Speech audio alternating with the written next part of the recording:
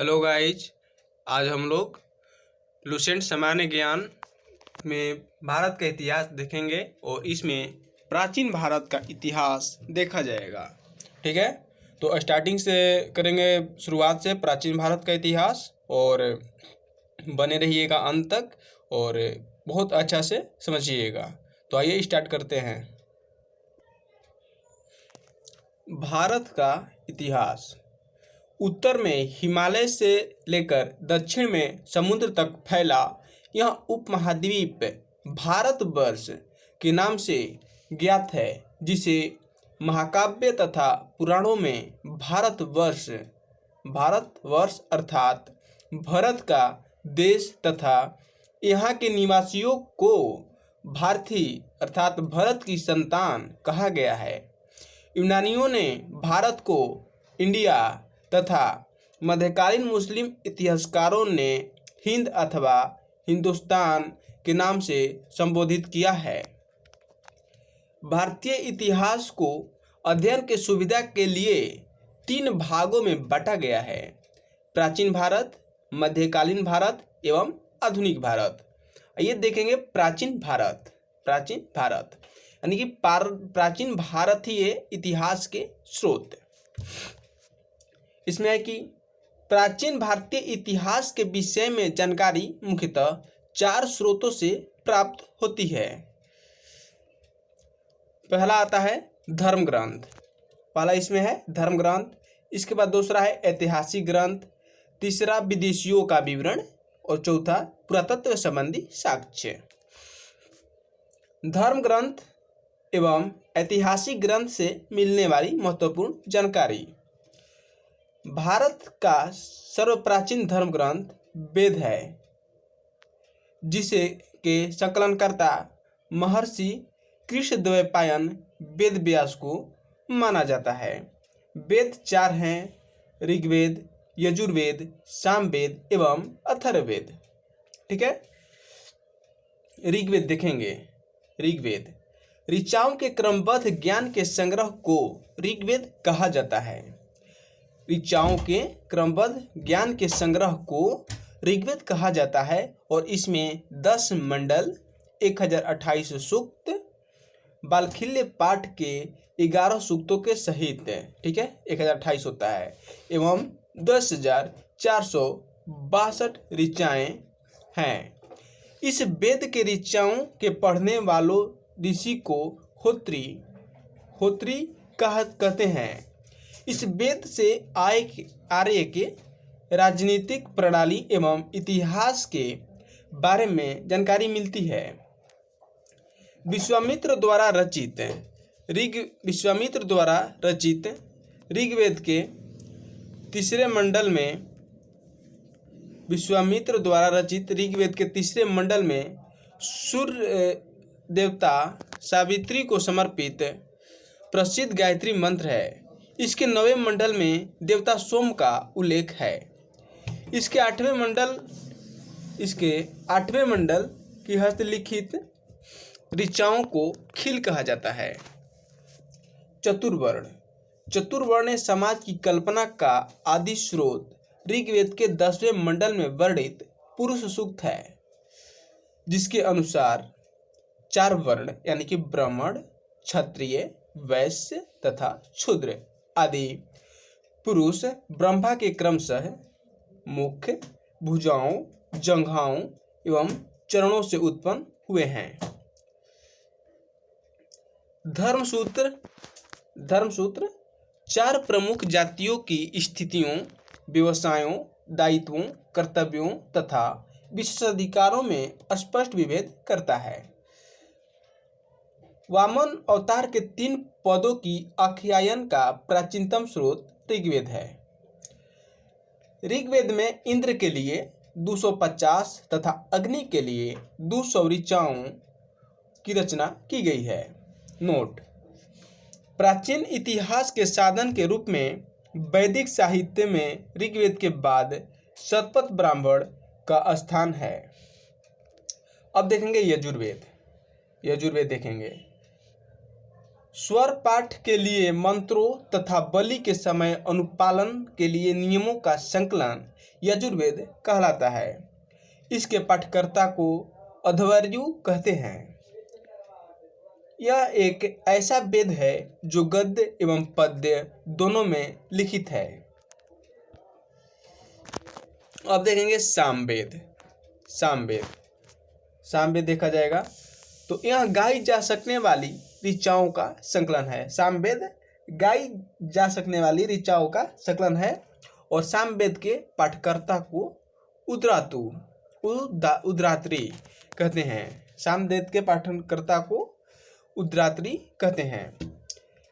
इसे भारतीय संगीत का जनक भी कहा जाता है। सामवेद को भारतीय संगीत का जनक कहा जाता है। अब देखेंगे अथर्ववेद। अथर्वा ऋषि द्वारा रचित इस वेद में रोग निवारण, तंत्र मंत्र, जादू टोना, शाप वशीकरण, आशीर्वाद, स्तुति, प्रायश्चित, औषधि अनुसंधान, विवाह, प्रेम, राजकर्म, मातृभूमि और आदि विविध विषयों से संबंध मंत्र तथा सामान्य मनुष्यों के विचारों, विश्वासों एवं अंधविश्वासों इत्यादि का वर्णन है। अथर्ववेद में सभा एवं समिति को प्रजापति की दो पुत्रियां कहा गया है। यानी कि सभापति की दो पुत्रियों के रूप में प्रजापति की दो पुत्रियों के रूप में सभा और समिति को स्वीकार किया गया है। नोट: सबसे प्राचीन वेद ऋग्वेद एवं सबसे बाद का वेद अथर्ववेद है। वेदों को भली भांति समझने के लिए 6 वेदांगों की रचना की गई है। यह है पहला शिक्षा, ज्योतिष, कल्प, व्याकरण, निरुक्त एवं छंद। ठीक है। भारतीय ऐतिहासिक कथाओं का सबसे अच्छा क्रमबद्ध विवरण पुराणों में मिलता है। इसके रचयिता लोमहर्ष अथवा इनके पुत्र उग्रश्रवा माने जाते हैं। इनकी संख्या 18 हैं, जिनमें केवल 5 मत्स्य, वायु, विष्णु, ब्रह्मण, भगवत में ही राजाओं की वंशावलियां पाई जाती हैं। नोट: पुराणों में मत्स्य पुराण सबसे प्राचीन एवं प्रमाणिक पुराण है।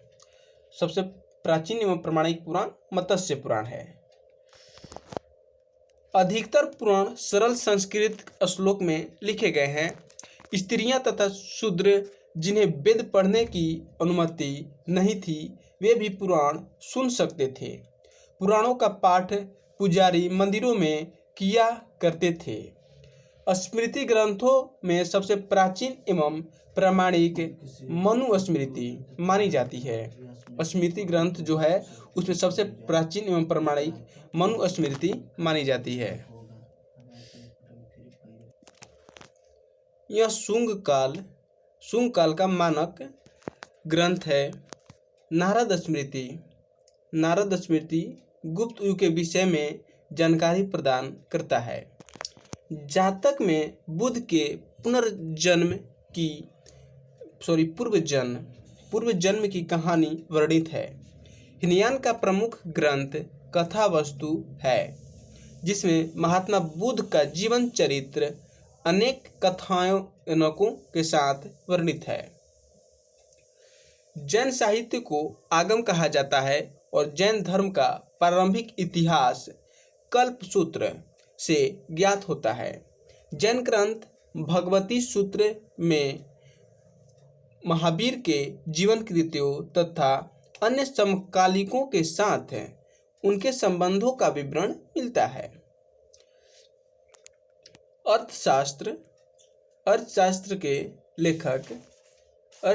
लेखक चाणक्य यानी कि कौटिल्य या विष्णुगुप्त हैं और यह 15 अधिकरणों एवं 180 प्रकरणों में विभाजित है। इससे मौर्यकालीन इतिहास की जानकारी प्राप्त होती है। सांस्कृतिक साहित्य में ऐतिहासिक घटनाओं को क्रमबद्ध लिखने का सर्वप्रथम प्रयास कलहड़ के द्वारा किया गया है। कलहड़ द्वारा रचित पुस्तक राजतरंगिणी है, यानी कि राजतरंगिणी कलहड़ की पुस्तक है, जिसका संबंध कश्मीर के इतिहास से है। अरबों के सिंध विजय का वृत्तांत चचनामा में सुरक्षित है और चचनामा के लेखक अली अहमद हैं। अष्टध्यायी के लेखक पाणिनि हैं और संस्कृत भाषा व्याकरण की प्रथम पुस्तक अष्टध्यायी है, जिसके लेखक पाणिनि है। इसमें मौर्य के पहले का इतिहास तथा मौर्य युगीन राजनीति अवस्था की जानकारी प्राप्त होती है। कात्यायन की गार्गी संहिता एक ज्योतिष ग्रंथ है, फिर भी इसमें भारत पर होने वाले यवन आक्रमण का उल्लेख मिलता है। पतंजलि पुष्यमित्र शुंग के पुरोहित थे, जिनके महाभाष्य से शुंगों के इतिहास का पता चलता है। अब आइए देखते हैं विदेशी यात्रियों से मिलने वाली प्रमुख जानकारी। पहला इसमें था यूनानी रोमन लेखक, ठीक है, यूनानी रोमन लेखक। इसे पहला आता है टेसियस ईरान का राजवैद्य था और भारत के संबंध में इसका विवरण आश्चर्यजनक कहानियों से परिपूर्ण होने के कारण अविश्वसनीय है। इसके बाद आता है हेरोडोटस, इसे इतिहास का पिता कहा जाता है। इसने अपनी पुस्तक हिस्टोरिका में 5वीं शताब्दी ईसा पूर्व के भारत और फारस संबंध का वर्णन किया है, परंतु इसका विवरण भी अनुश्रुतियों एवं अफवाहों पर आधारित है। तीसरा, सिकंदर के साथ आने वाले लेखकों में नियाकस, अनेक्सिक्रटस, आस्टिबुलस के विवरण अधिक प्रमाणी एवं विश्वसनीय हैं। मेगास्थनीज सेल्यूकस निकेटर का राजदूत था, जो चंद्रगुप्त मौर्य के दरबार में आया था। इसने अपनी पुस्तक इंडिका में मौर्ययुगीन समाज एवं संस्कृति के विषय में लिखा है। यानी इंडिका के लेखक कौन है? तो मेगास्थनीज, ठीक है। अब देखेंगे डायमेकस यह सीरियन नरेश अंतियोकस का राजदूत था, जो बिंदुसार के दरबार में आया था। इसका विवरण मौर्य युग से संबंधित है। डायमेकस का विवरण मौर्य युग से संबंधित है। इसके बाद है डायोनिसियस। यह मिस्र नरेश टॉलमी फिडेल्स का राजदूत था, जो अशोक के राज दरबार में आया था। इसके बाद है टॉलमी इसने दूसरे शताब्दी में भारत का भूगोल नामक पुस्तक लिखी। भारत का भूगोल नामक पुस्तक टॉलमी के द्वारा लिखा गया था। इसके बाद है प्लिनी इसने प्रथम शताब्दी में नेचुरल हिस्ट्री नामक पुस्तक लिखी थी। यानी कि नेचुरल हिस्ट्री के लेखक कौन है? प्लिनी। और इसमें यानी कि नेचुरल हिस्ट्री में भारतीय पशु, पेड़ पौधे, खनिज पदार्थों आदि के बारे में विवरण मिलता है। इसके बाद आता है पेरिप्लस ऑफ द इरिथ्रियन सी। इस पुस्तक के लेखक के बारे में जानकारी नहीं है। यह लेखक करीब 80 ईस्वी में हिंद महासागर की यात्रा पर आया था। इसने उस समय के भारत के बंदरगाहों तथा व्यापारिक वस्तुओं के बारे में जानकारी दी है। अब देखेंगे चीनी लेखक, ठीक है। चीनी लेखक में पहला आता है फाहियान यह चीनी यात्री गुप्त नरेश चंद्रगुप्त द्वितीय के दरबार में आया था। इसने अपने विवरण में मध्य प्रदेश के समाज एवं संस्कृति के बारे में वर्णन किया है और इसने मध्य प्रदेश की जनता को सुखी एवं समृद्ध बताया है। इसके बाद है संयुगन। संयुगन, यह 518 ईस्वी में भारत आया है। संयुगन भारत 518 ईस्वी में आया था। इसने अपने 3 वर्षों की यात्रा में बौद्ध धर्म की प्राप्तियां एकत्रित किया। अब आता है हुएनसांग, ठीक है।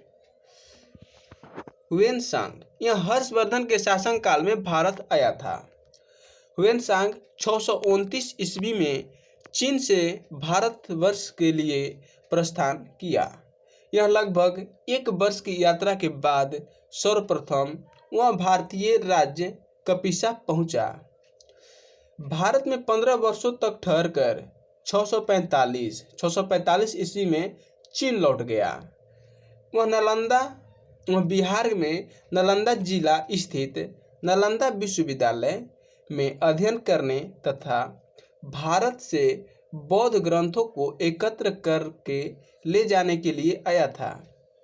इसका भ्रमण वृत्तांत सीयू की नाम से प्रसिद्ध है, जिसमें 138 देशों का विवरण मिलता है। इसने हर्षकालीन समाज, धर्म एवं राजनीति के बारे में वर्णित किया है और इसके अनुसार सिंध का राजा शूद्र था। ठीक है। नोट आता है, हुएनसांग के अध्ययन के समय नालंदा विश्वविद्यालय के कुलपति आचार्य शीलभद्र थे। यानी कि जब हुएनसांग नालंदा विश्वविद्यालय आया था तो उस समय यहाँ का आचार्य शीलभद्र थे। इसके बाद है इत्सिंग। यह 7वीं शताब्दी के अंत में भारत आया और इसने अपने विवरण में नालंदा विश्वविद्यालय, विक्रमशिला विश्वविद्यालय तथा अपने समय के भारत का वर्णन किया है। ये होता है अरबी लेखक में पहला आता है अल्बरूनी। यह महमूद गजनवी के साथ भारत आया था और अरबी में लिखी गई उसकी कृति किताब उल हिंद या तहकीक हिंद, जिसका मतलब होता है भारत की खोज, आज भी इतिहासकारों के लिए एक महत्वपूर्ण स्रोत है। इसमें राजपूतकालीन समाज, धर्म, रीति रिवाज, राजनीति आदि पर सुंदर प्रकाश डाला गया है। इसके बाद है एक अन्य लेखक में पहला है तारानाथ एक तिब्बती लेखक था और इसने कंगियूर तथा तंदियूर नामक ग्रंथ की रचना की। इसने भारतीय इतिहास के बारे में जानकारी मिलती है। कंगियूर तथा तंदियूर से भारतीय इतिहास की जानकारी मिलती है। कहता है मार्को पोलो यह 13वीं शताब्दी के अंत में पांडे देश की यात्रा पर आया था और इसका विवरण पांडे इतिहास के अध्ययन के लिए उपयोगी है। ठीक है। पुरातत्व संबंधी साक्ष्य से मिलने वाली जानकारियां।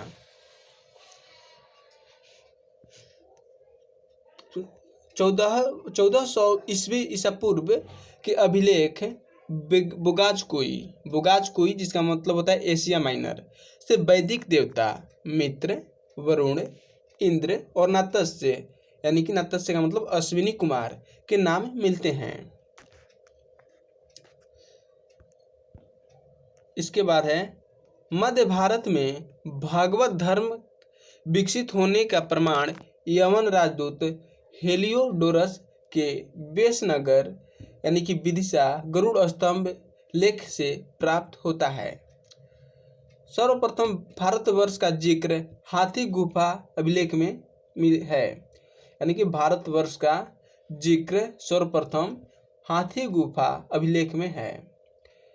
सर्वप्रथम दुर्भिक्ष का जानकारी देने वाला अभिलेख सोहगौरा अभिलेख है। दुर्भिक्ष की जानकारी सोहगौरा अभिलेख से प्राप्त होती है। सर्वप्रथम भारत पर होने वाले हुन आक्रमण की जानकारी भीतरी स्तंभ लेख से प्राप्त होती है। नेक्स्ट, सती प्रथा का पहला लिखित साक्ष्य एरन अभिलेख जो कि भानुगुप्त का है से प्राप्त होती है। सती प्रथा का पहला लिखित साक्ष्य किससे प्राप्त होती है? तो भानुगुप्त के एरन अभिलेख से। नेक्स्ट है रेशम बुनकर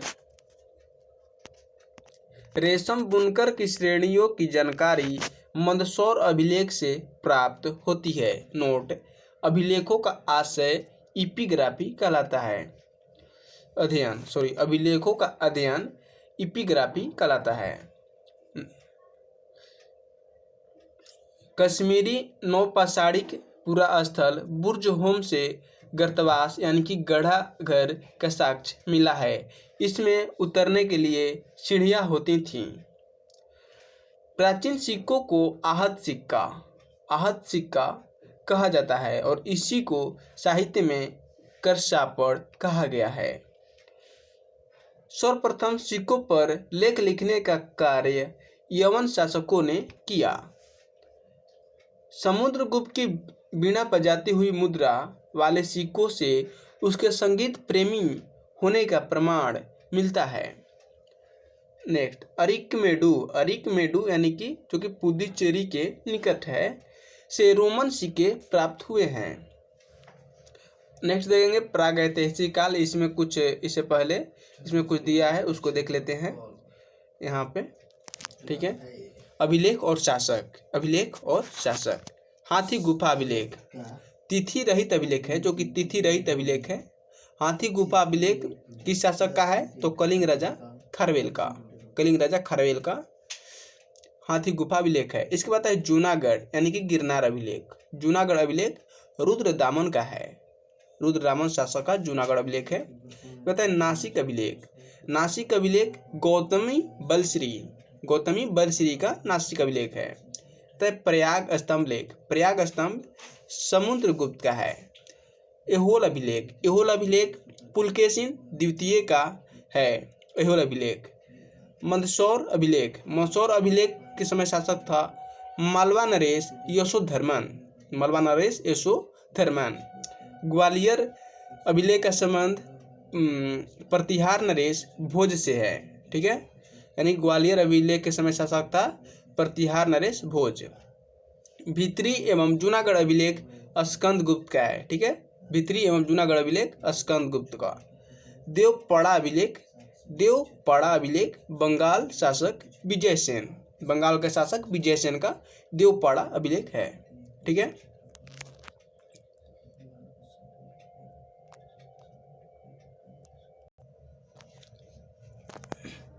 अब आता है प्रागैतिहासिक काल दूसरा। प्राचीन भारतीय इतिहास के स्रोत देख लिए, अब हम लोग देखेंगे प्राग ऐतिहासिक काल। जिस काल में मनुष्य ने घटनाओं का कोई लिखित विवरण उद्धृत नहीं किया, उसे प्रागैतिहासिक काल कहते हैं। मानव विकास के उस काल को इतिहास कहा जाता है जिसका विवरण लिखित रूप में उपलब्ध है। आदि ऐतिहासिक काल उस काल को कहते हैं जिस काल में लेखन कला के प्रचलन के बाद उपलब्ध लेख नहीं पढ़े जा सके हैं। ज्ञानी मानव यानी कि होमो सैपियंस का प्रवेश इस धरती पर आज से लगभग 30 या 40 हजार वर्ष पूर्व हुआ है। यानी कि होमो सैपियंस जो है का प्रवेश हमारे धरती पे 30 या 40 वर्ष पूर्व हुआ है। ठीक है, नेक्स्ट देखेंगे पूर्व पाषाण युग में मानव की जीविका का मुख्य आधार शिकार था। आग का आविष्कार पूरा पाषाण काल में एवं पहिए का नवपाषाण काल में हुआ है। मनुष्य में अस्थायी निवास की प्रवृत्ति नवपाषाण काल में हुई तथा उसने सबसे पहले कुत्ता को पालतू बनाया। मनुष्य ने सबसे पहले किस जानवर को पालतू बनाया था? तो कुत्ता को। ठीक है, मनुष्य ने सर्वप्रथम तांबा धातु का प्रयोग किया तथा उसके द्वारा बनाए जाने वाला प्रथम औजार कुल्हाड़ी था। कुल्हाड़ी कहाँ से प्राप्त हुआ है? तो अतिरम्पकम से कुल्हाड़ी प्राप्त हुआ है। कृषि का आविष्कार नवपाषाण काल में हुआ। प्रागैतिहासिक अन्न उत्पादक स्थल मेहरगढ़ पश्चिम बलूचिस्तान में अवस्थित है। कृषि के लिए अपनाई गई सबसे प्राचीन फसल गेहूं एवं जौ थी। पोलावरम नामक स्थान पर प्रथम भारतीय पुरापाषाण कलाकृति की खोज हुई थी। भारत में पूर्व प्रस्तर युग के अधिकांश औजार स्फटिक यानी कि पत्थर के बने थे। भारत का सबसे प्राचीन नगर मोहनजोदड़ो था, सिंधी भाषा में, जिसका अर्थ मृतकों का टीला है। मोहनजोदड़ो का अर्थ मृतकों का टीला सिंधी भाषा में। अब देखेंगे सिंधु सभ्यता। ठीक है, सिंधु सभ्यता, इसको देखने से पहले आप लोग से रिक्वेस्ट करूंगा कि इस वीडियो को ज़्यादा से ज़्यादा शेयर करें ताकि उन बच्चों को भी प्राप्त हो जो जिनके बारे में जानकारी नहीं है।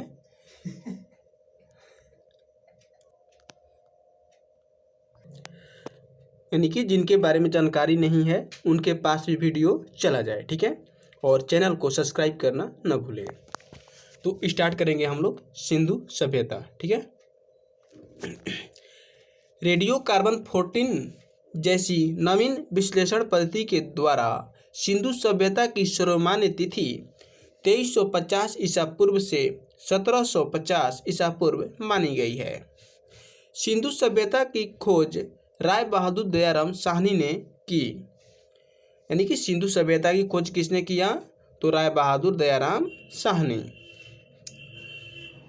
सिंधु सभ्यता को प्राक ऐतिहासिक यानी कि प्रोटो हिस्टोरिक, सिंधु सभ्यता को प्राक ऐतिहासिक यानी कि प्रोटो हिस्टोरिक अथवा कांस्य यानी कि ब्रोंज युग में रखा गया जा सकता है। इस सभ्यता के मुख्य निवासी द्रविड़ एवं भूमध्य सागरीय थे।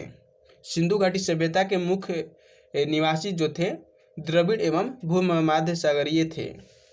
सिंधु सभ्यता के सर्वाधिक पश्चिमी पुरा स्थल सूदका गेंडर यानी कि बलूचिस्तान, पूर्वी पुरा स्थल आलमगीरपुर जिला मेरठ उत्तर प्रदेश और उत्तरी पुरा स्थल बादा जिला अखनूर जम्मू कश्मीर तथा दक्षिणी पुरा स्थल दाइमाबाद जिला अहमदनगर महाराष्ट्र से प्राप्त हुआ है।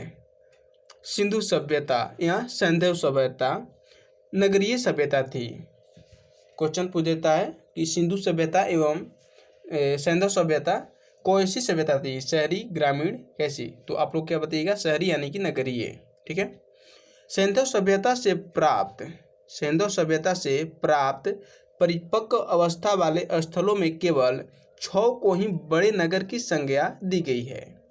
जैसे में ये हैं पहला मोहनजोदड़ो, इसके बाद हड़प्पा, गढ़वारीवाला, धौलावीरा, राखीगढ़ी एवं कालीबंगा। ठीक है, पहला मोहनजोदड़ो, हड़प्पा, गढ़वारीवाला, धौलावीरा, राखीगढ़ी एवं कालीबंगा। ठीक है, स्वतंत्रता प्राप्ति पश्चात हड़प्पा संस्कृति के सर्वाधिक स्तर गुजरात में खोजे गए हैं। लोथल एवं सुतकोड़दा सिंधु सभ्यता का बंदरगाह था। सिंधु सभ्यता का बंदरगाह नगर कौन था? तो लोथल और सुतकोड़दा। जोते हुए खेत और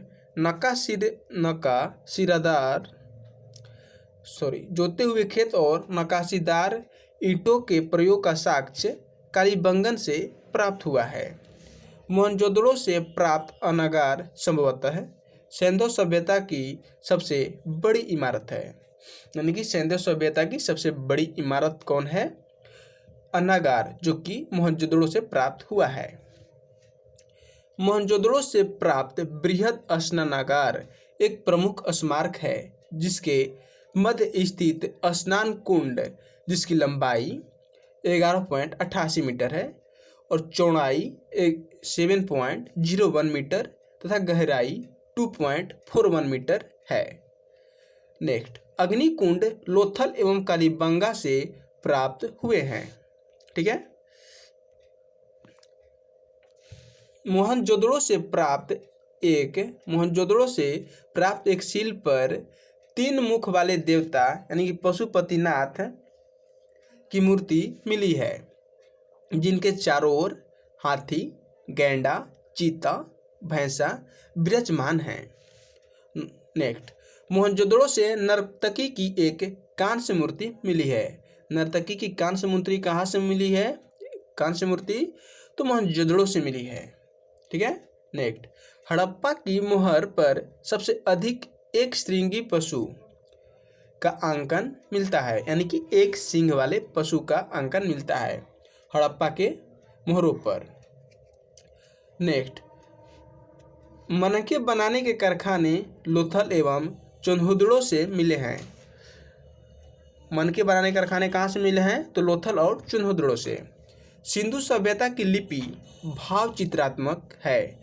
यह लिपि दाईं से बाईं ओर लिखी जाती थी। ठीक है, जब अभिलेख एक से अधिक पंक्तियों का होता था तो पहली पंक्ति दाईं से बाईं ओर और दूसरी पंक्ति बाईं से दाईं ओर लिखी जाती थी। पहली पंक्ति दाईं से बाईं ओर और दूसरी पंक्ति बाईं से दाईं ओर लिखी जाती थी। कब? जब अभिलेख एक से अधिक पंक्तियों का होता था। तो सिंधु सभ्यता के लोगों ने नगरों तथा घरों के विन्यास के लिए ग्रिड पद्धति अपनाई थी। ठीक है, यानी कि नगरों तथा घरों बनाने के लिए कौन सा पद्धति अपनाते थे? तो ग्रिड पद्धति। ठीक है, घरों के दरवाजे और खिड़कियां सड़क की ओर न खुलकर पिछवाड़े की ओर खुलते थे। घर और सड़क के जो खिड़कियां थी, घर और दरवाजे की जो खिड़कियां थी वो सड़क की ओर नहीं खुलती थी बल्कि पीछे की ओर खुलती थी। ठीक है, और केवल लोथल नगर के घरों के दरवाजे मुख्य सड़क की ओर खुलते थे। कहाँ की? तो लोथल की। सिंधु सभ्यता के मुख्य फसल थी क्या का? तो गेहूं और जौ, यानी गेहूं और जौ सिंधु सभ्यता के मुख्य फसल थे। नेक्स्ट, सैंधेवासी मिठास के लिए शहद का प्रयोग करते थे। ठीक है, रंगपुर एवं लोथल से चावल के दाने मिले हैं। चावल के दाने कहाँ से मिला है? रंगपुर एवं लोथल से, जिनसे धान की खेती होने का प्रमाण मिलता है। चावल के प्रथम साक्ष्य लोथल से ही प्राप्त हुआ है। कहाँ से? लोथल से चावल के प्रथम साक्ष्य प्राप्त हुआ है। नेक्स्ट, सुरकोटदा कालीबंगा लोथल से सैंधवकालीन घोड़े के अस्थि पंजर मिले हैं, यानी कि घोड़े के हड्डियाँ, यानी कि अस्थि कहाँ से मिला है? तो सुरकोटदा, कालीबंगा और लोथल। ठीक है, नेक्स्ट, तौल की इकाई संभवतः 16 के अनुपात में थी। 16 के अनुपात में उस समय तौल की इकाई थी। सैंधव सभ्यता के लोग यातायात के लिए 2 पहिए एवं 4 पहिए वाली बैलगाड़ी या भैंसा गाड़ी का उपयोग करते थे। ठीक है, इसके बाद आता है मेसोपोटामिया के अभिलेख में वर्णित मेलुहा शब्द का अभिप्राय सिंधु सभ्यता से ही है। संभवतः हड़प्पा संस्कृति का शासन वर्णिक वर्ग के हाथों में था। ठीक है, हड़प्पा सभ्यता जो थी उसका शासन किसके हाथ में था? तो वर्णिक वर्ग के हाथ में था।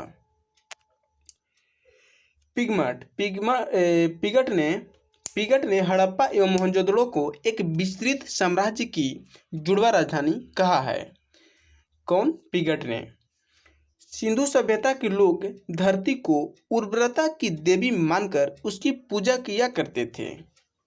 नेक्स्ट, वृक्ष पूजा एवं शिव पूजा के प्रचलन के साक्ष्य भी सिंधु सभ्यता से मिले हैं। वृक्ष पूजा और शिव पूजा के प्रचलन का साक्ष्य। स्वास्तिक चिन्ह संभवतः हड़प्पा सभ्यता की देन है। स्वास्तिक चिन्ह किसकी देन है? हड़प्पा सभ्यता की। और इस चिन्ह से सूर्योपासना का अनुमान लगाया जाता है। सिंधु घाटी के नगरों में किसी भी मंदिर के अवशेष नहीं मिले हैं। किसी भी मंदिर के अवशेष नहीं मिले हैं सिंधु घाटी के नगरों में। सिंधु सभ्यता में मातृ देवी की उपासना सर्वाधिक प्रचलित थी। पशुओं में कुबड़ वाला सांड और इस सभ्यता के लोगों के लिए विशेष पूजनीय था। कौन? पशुओं में कुबड़ वाला सांड यानी कि बैल। स्त्री मूर्तिकाएं यानी कि मिट्टी की जो मूर्तियां बनी होती थी, स्त्री मूर्तिकाएं अधिक मिलने से ऐसा अनुमान लगाया जाता है कि सैंधव समाज मातृसत्तात्मक था। ठीक है। सैंधववासी सूती एवं ऊनी वस्त्रों का उपयोग करते थे। मनोरंजन के लिए सैंधववासी मछली पकड़ना, शिकार करना, पशु पक्षियों को आपस में लड़ाना, चौपड़ और पासा खेलना आदि साधनों का प्रयोग करते थे। नेक्स्ट, सिंधु सभ्यता के लोग काले रंग से डिजाइन किए हुए लाल मिट्टी के बर्तन बनाते थे। सिंधु घाटी के लोग तलवार से परिचित नहीं थे, यानी कि सिंधु घाटी के लोग लोहा से ही परिचित नहीं थे, तो तलवार की तो सवाल ही नहीं बनता है। ठीक है। कालीबंगन एकमात्र हड़प्पा कालीन स्थल था जिसका निचला शहर सामान्य लोगों के रहने हेतु, ठीक है, निचला शहर भी किले से घिरा हुआ था। कौन? तो कालीबंगा। कालीबंगा एकमात्र हड़प्पा कालीन स्थल था जिसका निचला शहर भी किले से ऊपर शहर तो था ही, निचला शहर भी किले से घिरा हुआ था। किसका? कालीबंगा का। ठीक है। पर्दा प्रथा एवं वेश्यावृत्ति सैंधव सभ्यता में प्रचलित थी। नेक्स्ट, शवों को जलाने एवं गाड़ने यानी दोनों प्रथाएं प्रचलित थी। सैंधव घाटी सभ्यता में जो शव था यानी कि मृतक था, उन लोग को जलाने की और गाड़ने यानी दोनों प्रथाएं प्रचलित थी। ठीक है, गाड़ने और जलाने दोनों की। हड़प्पा में शवों को दफनाने जबकि मोहनजोदड़ो में जलाने की प्रथा विद्यमान थी। लोथल एवं कालीबंगा में युग्म समाधियाँ यानी कि युग्म यानी कि दो लोगों को साथ में युग्म समाधियाँ मिली है। सैंधव सभ्यता के विनाश का संभवतः सबसे प्रभावी कारण बाढ़ था। आग में पकी हुई मिट्टी को टेराकोटा कहा जाता है। सैंधव सभ्यता के प्रमुख स्थल नदी, सैंधव सभ्यता के प्रमुख स्थल नदी, उत्खननकर्ता एवं वर्तमान स्थिति के बारे में जानेंगे। पहला आता है हड़प्पा सभ्यता। तो हड़प्पा जो था कि हड़प्पा सभ्यता का नगर था हड़प्पा। हड़प्पा किस नदी के किनारे था? रावी नदी के। इसके उत्खननकर्ता, हड़प्पा के उत्खननकर्ता दयाराम साहनी एवं माधव स्वरूप वत्स से, और जो कि 1921 में खोदा गया था। इसका स्थिति वर्तमान स्थिति जो है था पाकिस्तान का मोंटगोमरी जिला में था हड़प्पा। बताए मोहनजोदड़ो।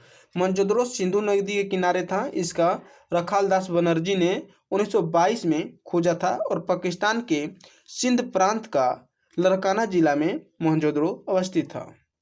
बताए चुनहुद्रो भी सिंधु नदी के किनारे था। इसका उत्खननकर्ता गोपाल मजुमदार थे, जो कि 1931 में इसका उत्खनन किए थे। और यह जो है सिंध प्रांत पाकिस्तान में अवस्थित था। बताए कालीबंगा घग्गर नदी के किनारे है। इसके उत्खननकर्ता बीबी लाल एवं बीके थापर थे, जो कि 1953 में इसका उत्खनन किए थे। और राजस्थान का हनुमानगढ़ जिला इसकी स्थिति थी। बताए कोटदीजू सिंधु नदी के किनारे है और इसका उत्खनन फजल अहमद के द्वारा 1953 में किया गया, जो कि सिंध प्रांत का खैरपुर स्थान में था।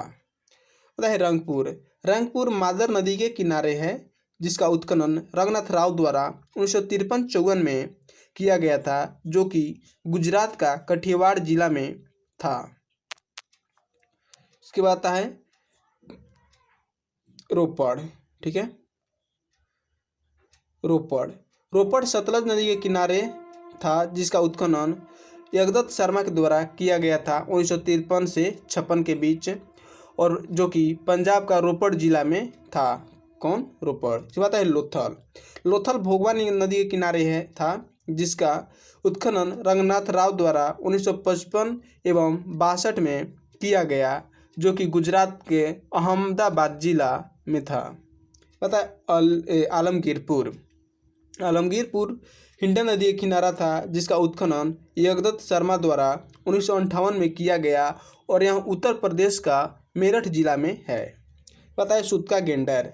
सुतका गेंडर जो है दास्क नदी के किनारे है, जिसका उत्खनन ऑरेंज स्टाइन एवं जॉर्ज डेल्स के द्वारा 1927 एवं 1962 में किया गया, जो कि पाकिस्तान के मकरान से समुद्र तट के किनारे है। मकरान में, पाकिस्तान के मकरान में समुद्र तट के किनारे है। कौन? सुतका गेंडर। अब आता है बनवाली। बनमाली रंगोई नदी के किनारे है, जिसका उत्खनन रविंद्र सिंह बिष्ट द्वारा किया गया था 1974 में। यह हरियाणा का हिसार जिला में है। कौन? बनमाली। जी पता है धौलावीरा। धौलावीरा रविंद्र सिंह बिष्ट के द्वारा 1990-91 में किया गया, जो कि गुजरात के कच्छ जिला में है। आगे देखेंगे वैदिक सभ्यता। तो तक से आज इतना ही, और कल देखेंगे वैदिक सभ्यता। ठीक है, तो बने रहिए चैनल पे, और आप लोग को अच्छा लगे तो सब्सक्राइब करें, चैनल को लाइक करें, और बच्चों को शेयर करें, ताकि हमको भी पढ़ाने में अंदर से मनोबल बढ़े। ठीक है, और लगातार हम भी आप लोग की सेवाएं प्रदान करते रहें। तो जय हिंद, जय भारत।